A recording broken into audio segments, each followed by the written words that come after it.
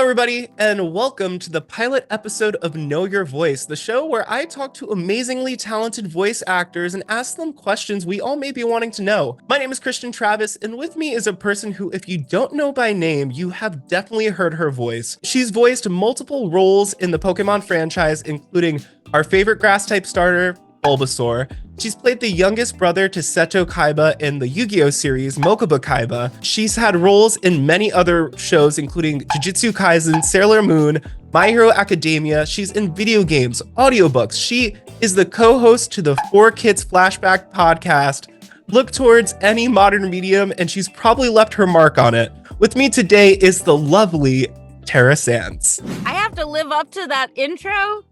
Woo. I don't think you have to if you've done it. Hi, Tara. Nice to be here, Christian. Thank you. Thank you so much for sitting down with me today. I am so appreciative of you taking the time, and just the fact that you happen to be a voice actor that I've heard so much throughout my life without realizing until I got older, kind of just solidified, like, wow, I definitely would love to talk to this person. So Aww, thank you so much. I feel like I was a lot of people's babysitters, like accidentally, just because I was on their TVs. No, for real though, because back in the day, we had like those Saturday morning cartoons that, like, at least me growing up, my parents would try to sleep in a little bit. I would go downstairs, entertain myself watching, Pokemon, Yu-Gi-Oh, all that stuff. And then when they were ready to mosey on down, then they'd, make breakfast while I continue watching those Saturday morning cartoons. And you were quiet and they were so happy. Oh, yes. God knows how happy they were that me, the person who's talking up a storm on the internet, was quiet. I get it. I talked a lot too. I understand. Oh, I completely, you know what? I feel this. I feel like you get it. I get it. So anyway, I just wanted to start off by asking you, how is your day going? Well, I mean, I don't know when this is gonna actually be out for the world, but today is that we're recording this is Pokemon Day. Yes. So it's been really fun because people are tagging me in fun stuff. I'm posting a bunch of old classic Pokemon promos, and so it's been a fun day. Yeah, honestly, when we scheduled this call, I totally didn't even dawn on me that we were doing it on Pokemon Day. And I was like, this is like perfect. We're celebrating. Yeah. So as you can see, I'm actually wearing a Pokemon hat, and I'm actually that's so wearing cute. This one, this shirt I got with Rayquaza on it. So cute. Yeah, I got this at the Pokemon Go Fest that they held in New York City this past summer. They have a Pokemon Go Fest in New York? I don't know anything from the world. They move it every year. So this year we got lucky and New York got to go. Okay. But yeah, so it's been a fun, crazy week. They've got some Pokemon announcements earlier today. And they got a whole bunch of merchandise dropping soon too, which is super exciting. Oh, don't tell me that. I don't want to buy anything else. I'm not allowed. I'm forbidden. I have to put away the wallet. I have to throw away the card. It just spends so much money on all the Pokemon products. But anyway, the reason why I wanted to invite you here is because first off, I'm just a very nosy person. So I love to know things that go on behind the scenes with like stuff that I enjoy in my everyday.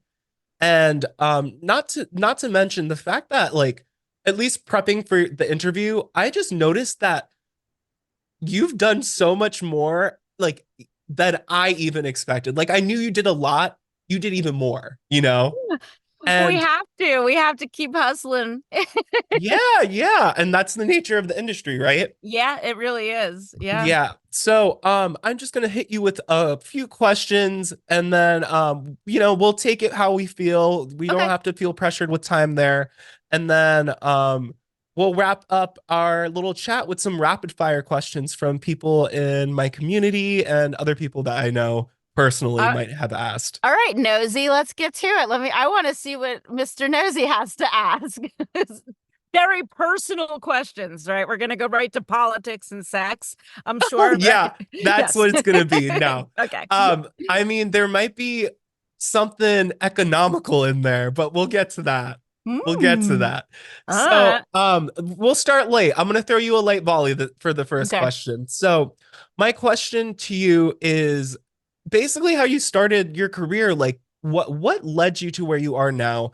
Did you have you always been interested in voice acting, or was it something that you like maybe fell into, or you learned to love over time? Can you just talk to Yeah. me a little bit about that? I mean, growing up, I didn't know that this was a job, but I wanted to be an actor. I mean, listen, as a kid, I was repeating television commercials, not knowing that that's what I was going to be doing. But I was in high school. I lived near New York, like you do, and I was in a local singing competition at the Y. And there happened to be a talent agent who was one of the judges. And she said, "Hey, come into our office. We'd like to talk to you." And they were actually, they were based in New Jersey. And Oh wow. this was like my dream. I was so excited. I think this was sophomore year of high school. And I went to their office, and while I was there, they put me on the phone with a voiceover agent who was like giving them some auditions like for their clients. And Mhm. I didn't really think, I mean, she said like there's a voiceover that like it didn't even occur to me. I didn't know what it Yeah, was. yeah, I just was like, sure, I just want to do anything. I'm an actor. Like that's it. I mean, at the end of the day, that's what we all are. We're actors, and we're just working in different mediums. of Uh, course. so she sent me on this audition for um Compound W wart cream. Okay, because they were a manager, and then the AG work with both. It's a long story. Yeah, yeah, gotcha, gotcha. So I had to say something like, "Ew, gross, a wart," and I booked the job. And Really? yeah, so I was like, I get to do this. So I went to a studio and I put the headphones on, and I felt really cool. And I must have probably didn't take more than 20 minutes, a half hour. Okay. And I was like, I love being in the studio. But again, it didn't occur to me still that this could be a career. So as I was auditioning for TV shows and theater, and then I went to college and studied theater. And um I just did everything possible. I was doing student films. I was doing a little bit of audiobook work, commercials. And Mhm. um it still didn't like hit me that this could be all the only thing I did. As time went on, like I started hosting a television show, which I loved. And again, like these are all jobs I would have done forever, but the voiceover thing just was working better than everything else. And I Uh-huh. and I love doing it, And you got to luckily. go where the money leads you at the end of the day, especially when you're getting older and you have to support yourself. Uh, yes, it's a smart thing to say. I mean, it was sort of like I was doing theater at night to feed my soul in New York because you Oh, didn't get yeah. paid very much. I was working like off Broadway. And Mhm. then luckily I could do commercial work during the day to Mhm. pay for my theater habit. Like I was like a theater junkie. I mean, Yeah. literally. Yeah, yeah. Um, and then finally, I remember at one point, I'm like, I want to sell out. I'm done. Like, I was doing an off Broadway play, and the hours were crazy. And I would get home midnight, and it would be freezing. And I was like, I'm moving to LA. I'm selling out. I don't know what that means, but I'm going to do it. Okay. And I don't know that I necessarily sold out, but now it's just voiceover work. And I'm so thrilled to, I have pajama pants on right now, and you can't see them. The So, benefits. yes. Oh my God. Well, that's so interesting. So, do you mind? You might have mentioned it. How old were you when you first got your first role? I was a sophomore when I started doing voiceover work in high school. Okay. But Okay. I was a year or two out of school when I wasn't making a living doing voiceover. I mean, I had 80 million temp jobs, and I used to make balloon animals at kids' birthday parties. And I mean, it was a long time before this paid my bills. And while we Mhm. were all working on Pokemon, we all had other jobs. I mean, none of Yeah, us, of you know, course. Especially the early unfortunately, days. yes. And anime doesn't, people are like, I had a friend on Facebook. I don't remember what the thing was. He made a comment about how wealthy we all must be, and I was like, "No, not if you do anime." Oh Uh, no. but I That's was like like, also that's rude. Yeah. yeah, Uh, and I think unless you're a fan of anime, you don't really know that. because in the old days you could do it because when there were only a handful of channels and everyone would see those commercials, there were huge paydays for some of those spots. Um, I had that happen very early in my career once, very rarely, but like that's what you worked towards. That's like you did a million auditions to get that one good commercial spot. That doesn't really exist anymore because there's a gazillion channels that are streaming. There's so that type of payment doesn't happen the same way in commercials. Also celebrities are doing a lot of commercials, voiceovers now. Just a bummer. I Yeah. might have a question about that later, so we'll definitely talk about Oh, that in a little bit because I opinions. do I would love to hear your thoughts on the current situation where I feel like at this point it's like stunt casting like they do on like on Broadway On when they want to everything. bring an influx of Like in people. Chicago, in the musical Chicago, like there's always like someone who doesn't Yes. belong there. Yeah. Yes. Yeah. So but we'll definitely make our way back to Okay. that. But Yeah, and not to be yucky again and talk about money, but there always was this misconception about voiceover, which I always kind of felt the need to set straight. And again, I'm so lucky to be doing this and happy to be doing this, and I can put food on my table, but there is that weird assumption with it. mhm, And I also do talk about it more than maybe I should because I know so many kids or younger people listening want to get into this, and I don't want them to have false expectations of gotcha. what the industry is. So I feel like I have to do them that service. No, no, that's definitely fair. And you know what? Honestly, there as long as we have in general people talking about it, eventually the problem could be solved. Fingers Whereas crossed. yeah, we just got Yeah. to keep Yeah. reminding people that it's not what you think it is. Right. But I appreciate you elaborating a little bit more on that because honestly, you just opened my eyes to a certain aspect of it that I wasn't really, expecting or understanding or even in the know, you know? Right, right. And why would you be? I mean, that's such like in that's inside baseball. And I don't know anything about baseball, but I know that term at least. But that's Mhm. that's very inside baseball for the voiceover industry. Yeah. Well, over here, my next question, you actually answered it when you were explaining your first situation. So we're gonna skip it past that. It was just Okay. what you recall about your first voice acting gig, which you explained you felt really cool, you liked that. So we'll pop over to, Headphones. yeah. So this one I was really curious about. Like what was the point where you really felt like, yeah, this is what I want to do, and this is what I'm gonna do for the rest of my life. What was like the moment or the role or the event that happened when you were like, yep, because you touched on it slightly when you were like, I'm gonna sell out, I'm gonna go and do this. But I would like to know just a little bit more detail there. Yeah, I mean, I guess the truth is I could always get pulled back into other forms of acting if Yes. someone was like, "Hey, I don't have the desire to audition a lot the way that I Mhm. used to because again, it was started to cut into my time in voiceover. I Mhm. think there was an audiobook boom. I don't know what year exactly that was when I was so busy doing voiceovers for audiobooks and other voiceover jobs that I really did not have time to do anything else. And I had to kind of reassess and I was like, okay, well, I don't have the time now to go on camera commercial auditions or TV show Mhm. auditions. And am I okay with that? Do I love this enough? I mean, maybe this was 10, 15 years ago where I was like, do I love this Okay. enough that if this is all I do and I don't get to work on camera again, am I happy? And I was like, yeah, I do. I love this. And I love the industry and I love being, the only thing I don't like is how much alone time there is. I loved being on set, and that was the big Mhm. compromise I had to make. It was more about the companionship of working on a set and Mhm. in a theater. I mean, a theater production, every cliche about them becoming your family is true. And Yeah, like, yeah, yeah. No, no, yeah, I completely get that. I didn't do like more advanced theater, but I did do like high school theater, and I've done like, you so I get it. understand that Yeah. aspect. You spend so much time with those people that's like all you live and breathe your cast essentially, or the people you work with, which Yeah. you You know do. Yeah. it's It's just intense.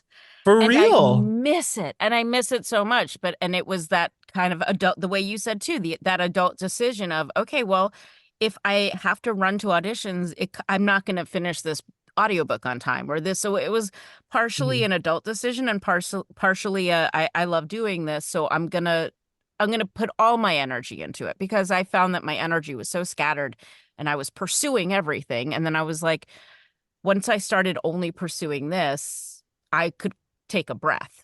Gotcha. At least for creative types, I feel like that's very big an issue where you got your hands in so many different cookie jars where that you kind of feel like one aspect of your life is like falling short, whether that's your personal life, Mm, your work life, your mental health. There's always something that like where you have to like recenter yourself and be yep, like, what are my priorities here, right? you're so right. Yeah.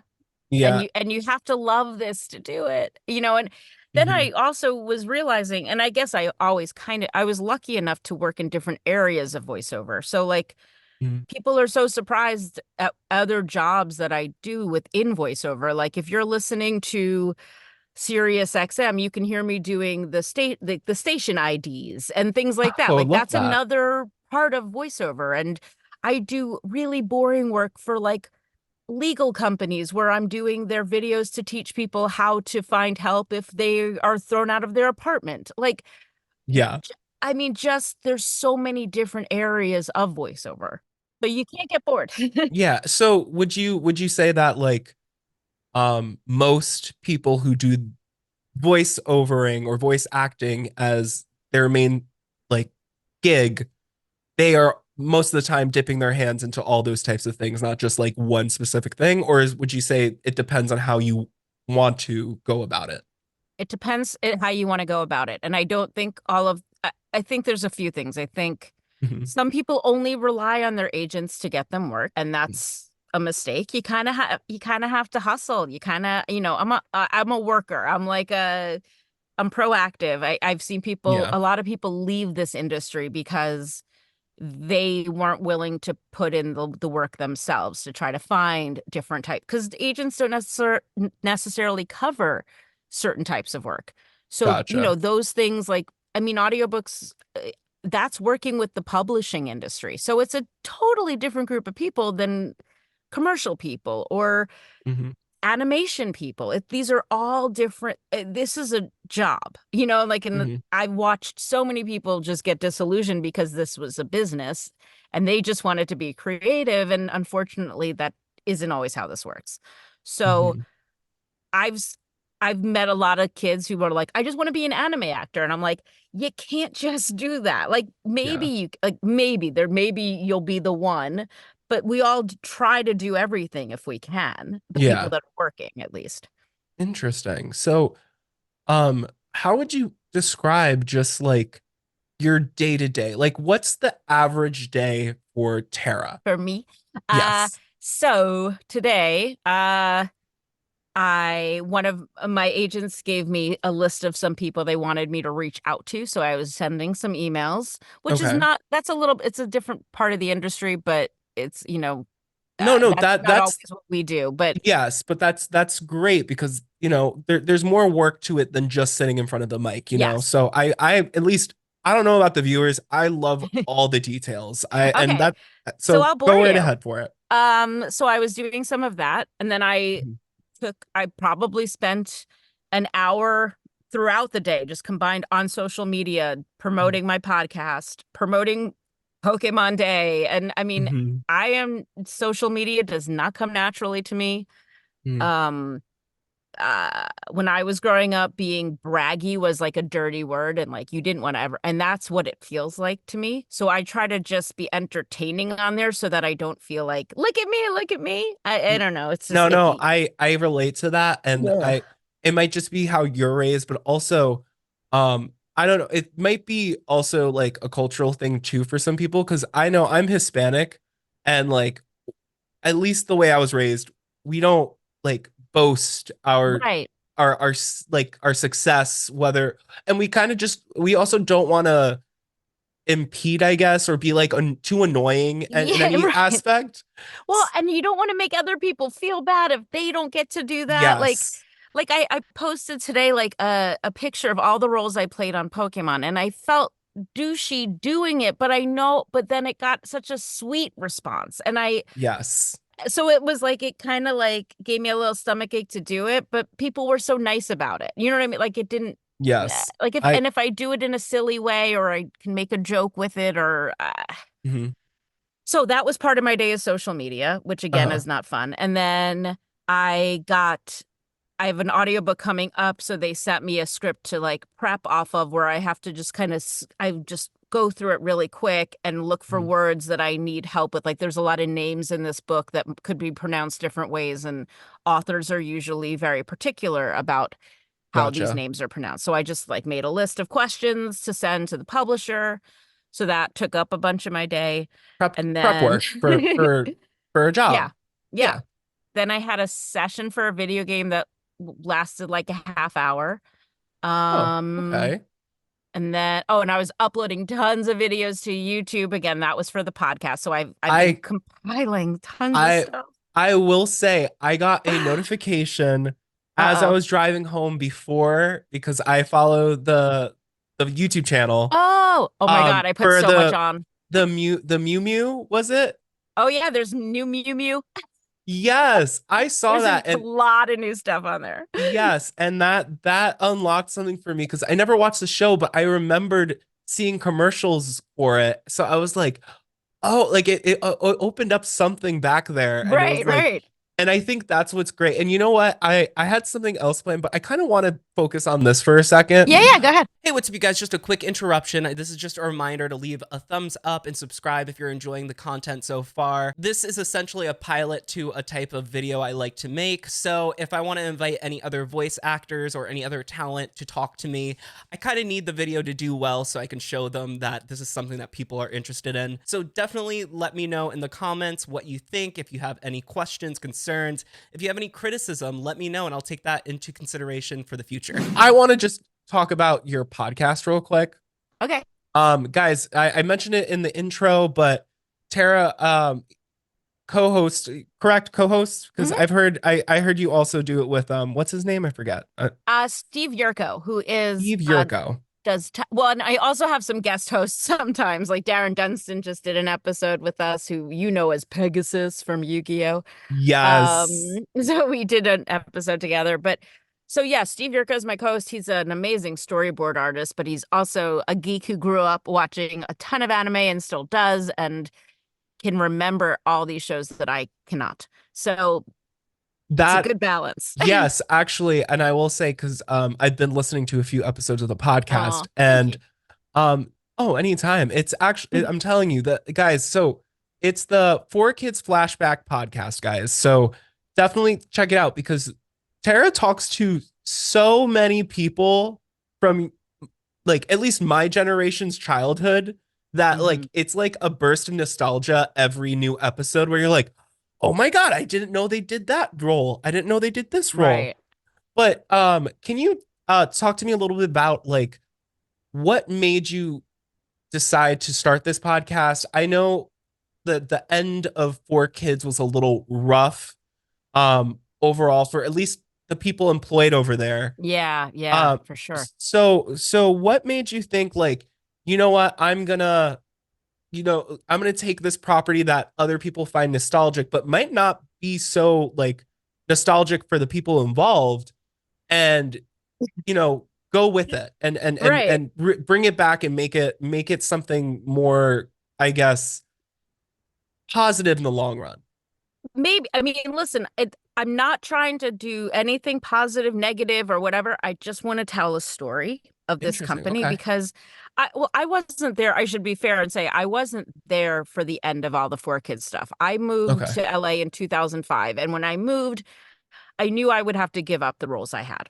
So, Okay. because they Okay. weren't working remotely at that time. So it coincidentally was right before they lost the Pokemon license, and I would have lost that job anyway. So So you got out on the perfect I time. kind of. I mean, Mhm. they ended up having some really cool shows after that, like that I didn't whatever. It doesn't matter. But so I've Mhm. been going to these conventions, and you and I actually met at a convention a while ago. Yes. And I get asked questions at these conventions, like very detailed things about these shows that I worked on, mostly like Yu-Gi-Oh! Or the 4Kids version of One Piece or Pokemon. And I don't have the answers because as actors, we come in at the last minute and record the lines. And I didn't think it was fair that I was getting this attention when the people who spent these months and years and hours writing and directing and producing the promos and doing all this stuff were the Mhm. people who had the answers and who should get the attention. Also, sometimes people would yell at me for stuff that the company did. And I was like, well, maybe yell at them instead. Thank them and yell at them instead. Yeah, of course, of course. Yeah. So the fun for me, like, I know the draw is a lot of the actors that we have on the show, but for me, the Mhm. fun is finding like the people who worked in the different departments and the editors and hearing their version of events. Yeah. Um, that's been fun. It also, I think, I'm hoping that it translates to more than just people who grew up watching it. Like, we've talked to a bunch of different people about children's television in general, and I hope that inspires people to work in children who are thinking about working in it, or sound editors or sound designers, and maybe hearing from these people we don't usually hear from will inspire people to uh pursue that path. You're doing a lovely job conveying that.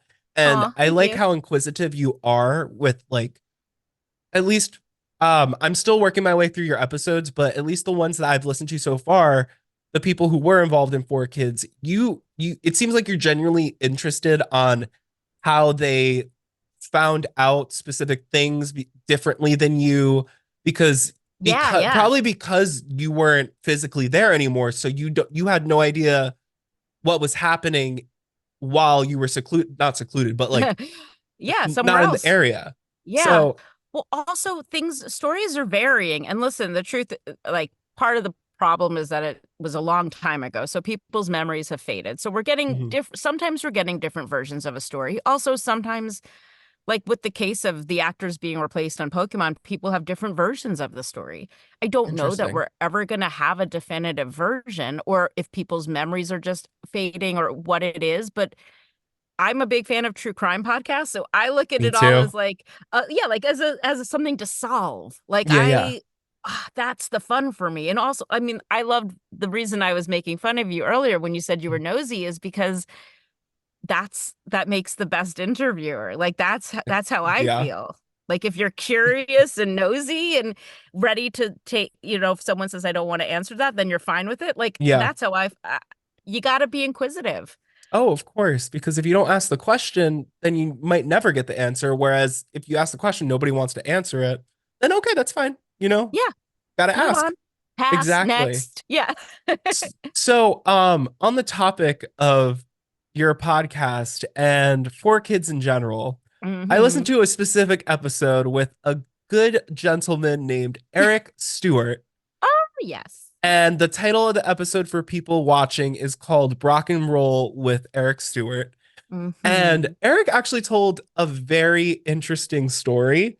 So and trust me, I'm going here there with something. I actually purposely am not going to go too in detail because I would like them to listen to your Well, episode of the yeah, podcast. his telling of it is the way you should hear it, to be honest. Yeah. Yeah, because Yeah. no, the way it's just hilarious. Like I gotta say, the end result And is it's hilarious, controversial. It's and it's controversial for controversial. sure.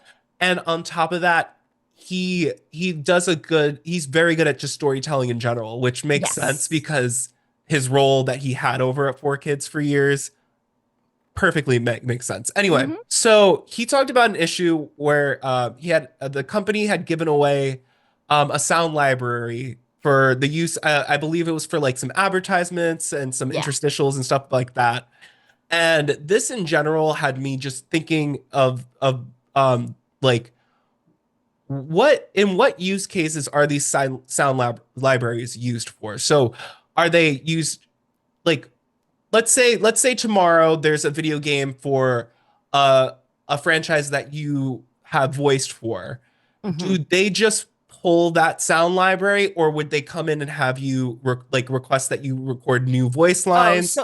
so it's a good question. So if it's a spot for the show itself or for Mhm, the game itself, then mhm, then they can use your voice. Like in any promos for Pokemon, if they had used a Bulbasaur soundbite, that's mhm. fine because it's part of the show's actual promotion. Or if I said, "Hey, Okay. look out," in a video game and they use that in a trailer for the game itself. That's Oh, fair. I okay, okay. believe that's fair use. Again, somebody from the union might correct me on this, but that is what I believe.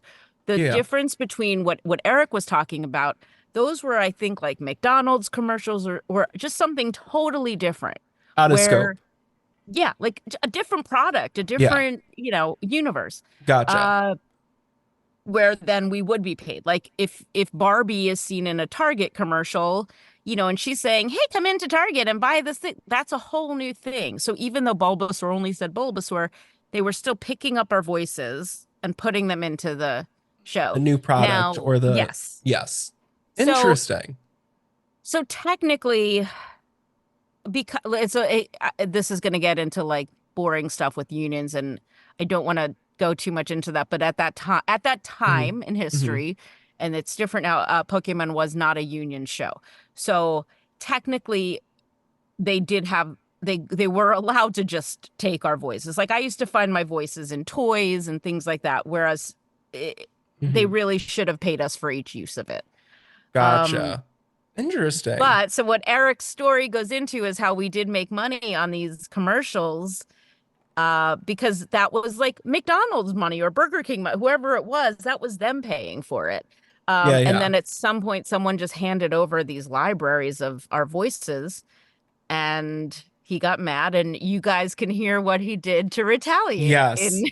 Please, I'm telling you guys, if you're watching this, take the hour to listen to the episode because it might have been a little extreme, but it honestly, just watch the episode. I'm not going Well, to sit here. and I'll say for the record too, he did not think that he thought it would be erased. What he Yes. did, he did not know Yes, he that he this. clearly mentions that a couple times. So, he was involved in something that he wasn't expecting to be involved in. It was scandalous, and I still laugh about the fact that he didn't get fired over it because it just proves how needed he was in that company. I know that was the cherry on the cake. I mean, on like the icing. It was Yeah, just yeah, you can keep your job. Yeah. yeah.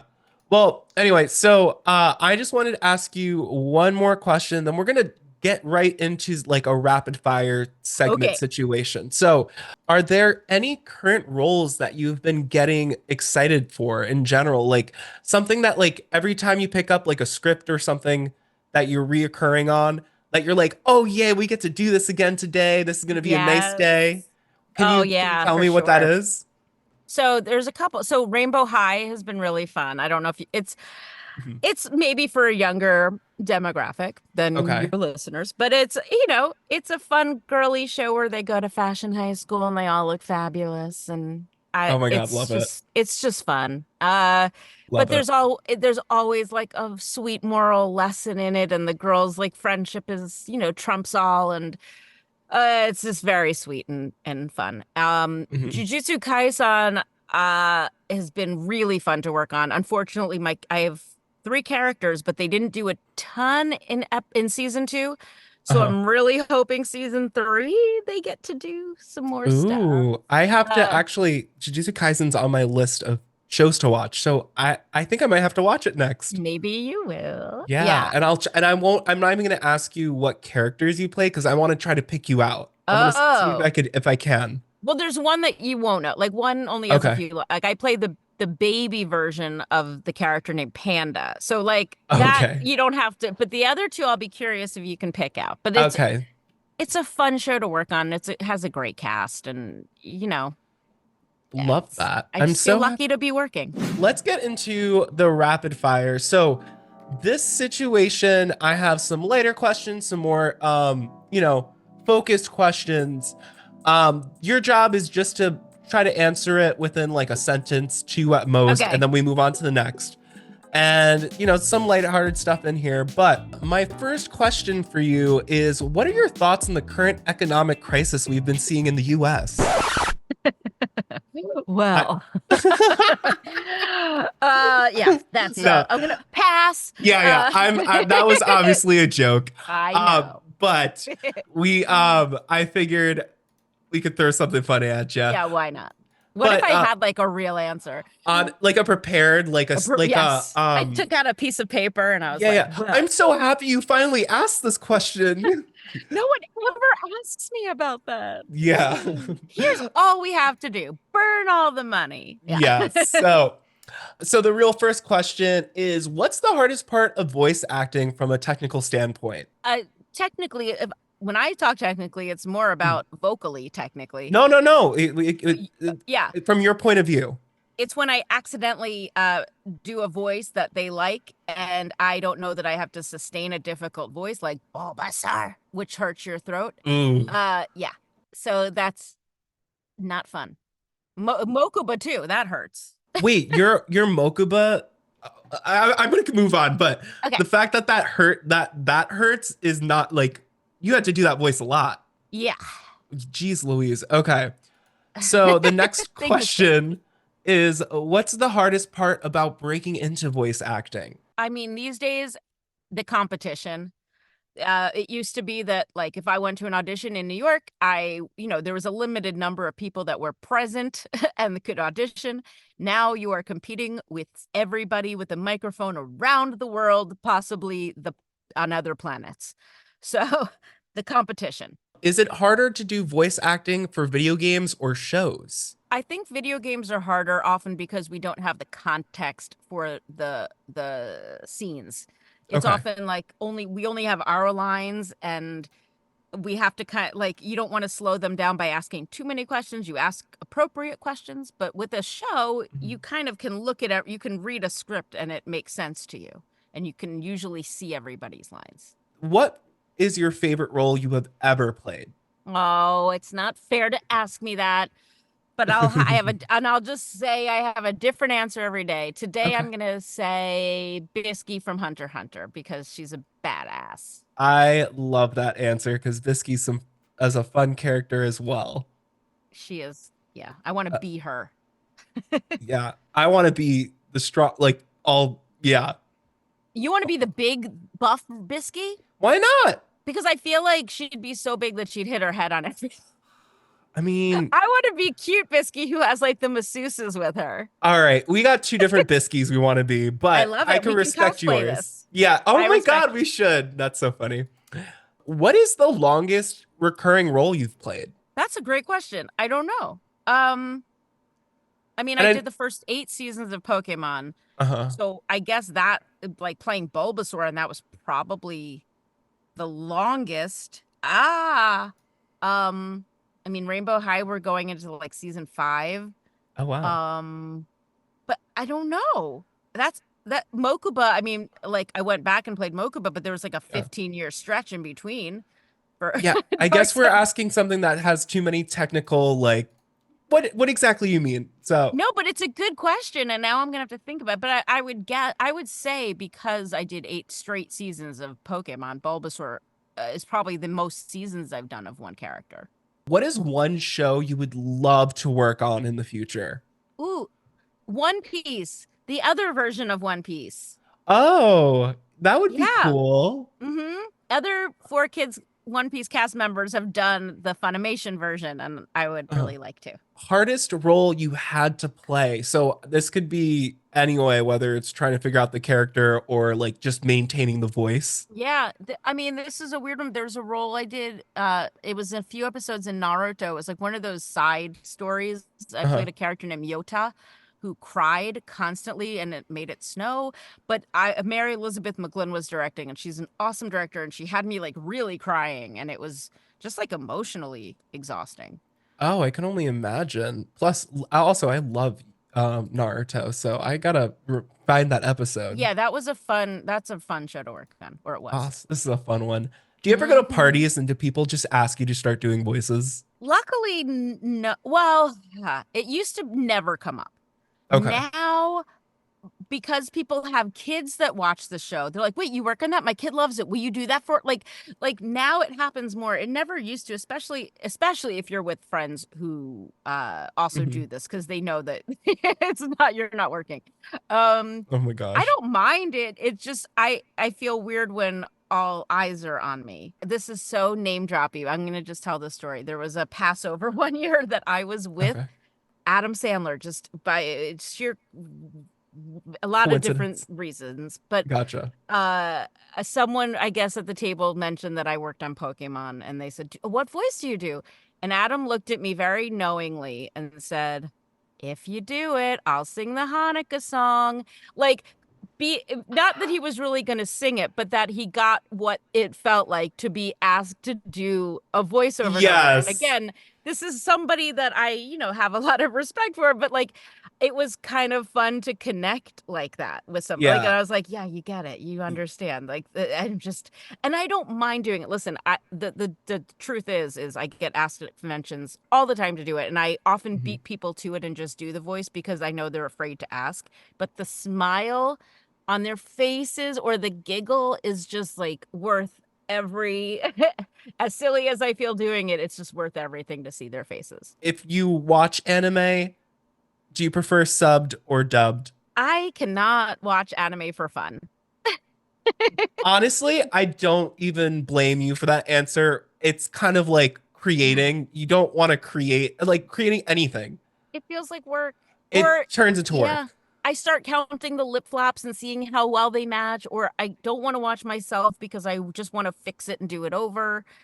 I hope I reach a point one day when I can just be relaxed and watch it, but until Uh-huh. then I just can't. But I would probably watch dubbed. Yeah, I would too. I'm also someone who like likes to do things while watching TV. So, Yes, we're yeah, multitaskers. laundry, writing something down, answering emails. I need to be able to do that. So Hmm. I completely get you. And then lastly is Digimon or Pokemon?